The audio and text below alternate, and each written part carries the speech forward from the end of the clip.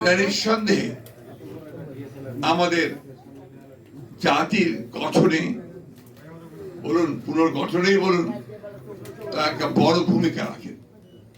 এটা আমরা দেখেছি, সেই আমাদের ছাত্র সময় থেকে দেখেছি, আপনার মুক্তিযুদ্ধের পূর্বে দেখেছি, মুক্তিযুদ্ধের সময় দেখেছি, পরবর্তীকালেও দেখেছি।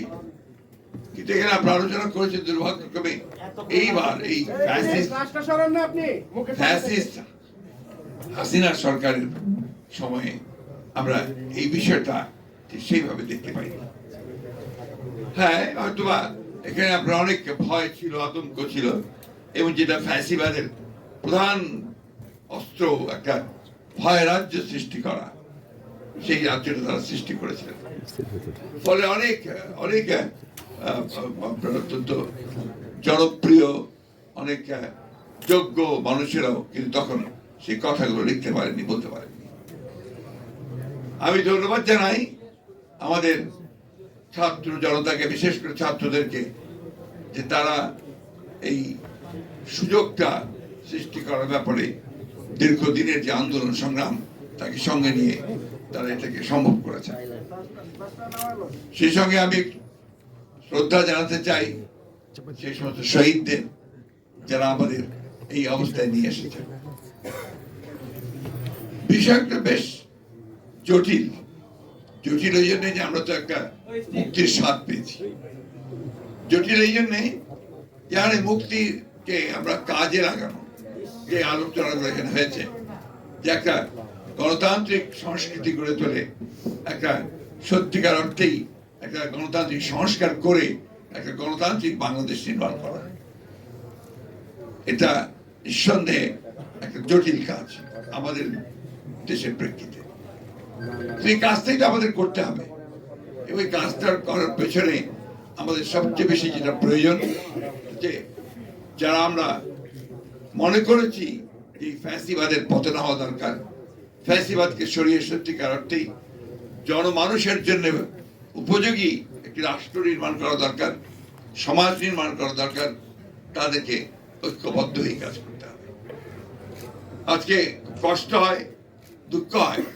আমি এখানে আসার আগে আমার বাসায় সঞ্জিদা এসেছিল। সঞ্জিদাকে আপনারা অনেকে চেনেন, মায়ের ডাকের সঞ্জিদা।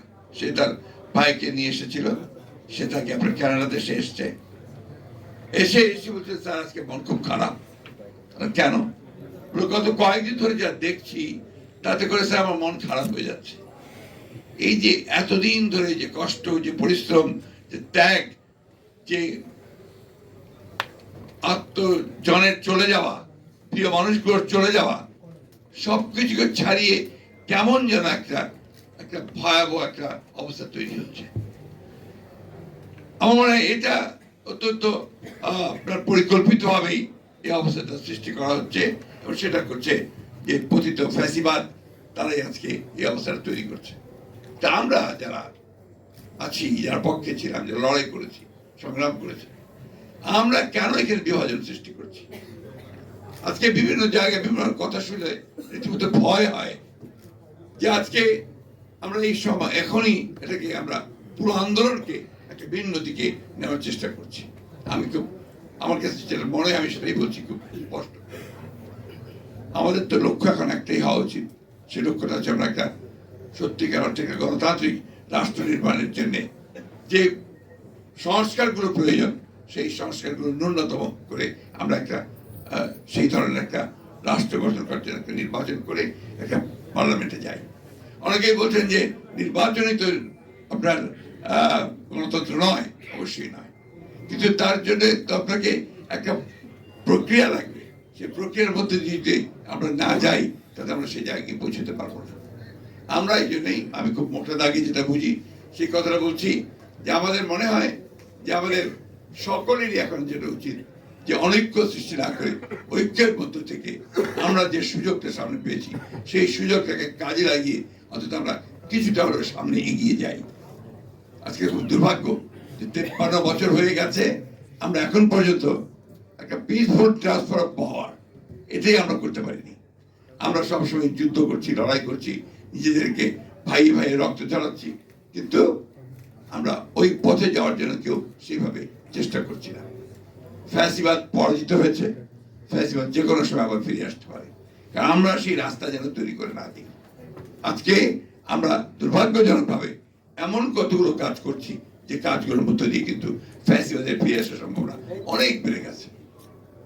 আমি তাই অনুরোধ করব, আজকে এখানে যে তোমরা লেখক শিবির লেখক সবাই উপস্থিত আছেন, কবিরা উপস্থিত আছেন, সাহিত্যিকেরা উপস্থিত আছেন, আমি মনে করি যে আপনাদের এখন দায়িত্ব অনেক বেড়েছে। আগে পারেননি তাই বলে এখন পারবেন না, এটার কোনো অর্থ নেই। এখন আপনারা জনগণকে সঠিকভাবে তাদেরকে উদ্বুদ্ধ করুন, অনুপ্রাণিত করুন, এবং যে পথে আমরা যেতে চাই সেই পথে যেন এগিয়ে যেতে পারি। সবার মত যে এক হবে তা তো না, আমাদের ভিন্ন ভিন্ন মত থাকবে। এই সব মতগুলোকে নিয়েই আমাদেরকে একসাথে একটা সেই ধরনের একটা শত ফুল ফুটতে দিতে হবে এবং সেখানে আমাদেরকে যেতে হবে। আমি বক্তব্য দীর্ঘ করবো না, কারণ আমার বক্তব্য দীর্ঘ করার অবকাশ নেই, সুযোগ নেই, যোগ্যতাও নেই। আমি শুধু এটুকু বুঝি যে আমাদের এখন সময় হয়েছে একসাথে ঐক্যবদ্ধ হয়ে আমাদেরকে সামনের দিকে এগিয়ে যাওয়ার, এবং সেই যাওয়াটা হচ্ছে একটা গণতান্ত্রিক লিবারেল ডেমোক্রেসির পথে এগিয়ে যাওয়ার।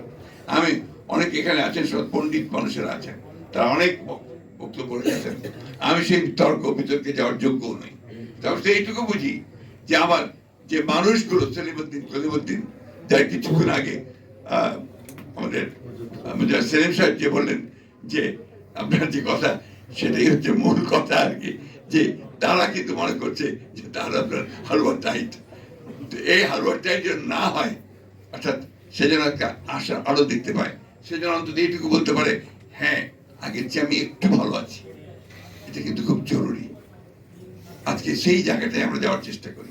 আমি আমার তরুণ ভাইদেরকে বিশেষ করে আহ্বান জানাবো যে আপনারা অনেকটা দায়িত্ব নিয়েছেন, দায়িত্ব এসেছে, এই দায়িত্বটা কিন্তু দায়িত্বশীল ভাবে পালন করতে হবে এবং গোটা জাতিকে সামনে রেখে পালন করতে হবে। আমরা এমন কিছু করব না, এমন কোন হঠকারিতা করব না যে হঠকারিতার মধ্যে দিয়ে আমরা আবার অন্ধকারের মধ্যে চলে যাব। আজকে যখন আমার ভারতবর্ষের মিডিয়ার বিষয়গুলো দেখতে পাই, কাল রাতেই আমাকে কয়েকজন ফোন দিয়েছেন, তাদের একটাই মাত্র লক্ষ্য, প্রশ্ন যে ইসকনের ব্যাপারে আপনারা কি করছেন। এই প্রশ্নটা অত্যন্ত একেবারেই আপনার উদ্দেশ্য প্রণোদিত একটা অবস্থা তারা তৈরি করতে চায়। সেই অবস্থা নিয়ে প্রথমবার ফিল করেছে, এখন আবার নতুন করে আবার সেই অবস্থা তৈরি করতে চায়। এটা আমাদেরকে সজাগ থাকতে হবে। আর আমরা সেখানে কোনো মতেই যেন আবার সেখানে আরো একটা বিভাজন সৃষ্টি না করি। এখন যেটা এই মুহূর্তে যেটা প্রয়োজন, সবাইকে শান্ত থেকে বিষয়গুলোকে অনুধাবন করে আমাদের ধীরে ধীরে এগিয়ে যাওয়া এবং সবাইকে সঙ্গে নিয়ে সামনের দিকে আগানো। এছাড়া কোনো পথ আছে বলে আমি অন্তত মনে করি না। মেবি আই এম রং, কিন্তু এটাই হচ্ছে আমার একমাত্র চিন্তা যে আমাদের অনলি থিং আমাদের পক্ষে এখন সম্ভব। আসুন আমরা সবাই একটা লক্ষ্যেই এগিয়ে যাই, সেটা আমরা একটা গণতান্ত্রিক সমাজ, একটা গণতান্ত্রিক রাষ্ট্র আমরা নির্মাণ করি। আপনাদের আজকে আমাকে এখানে আমন্ত্রণ জানিয়ে আপনাদের সামনে দুটো কথা বলার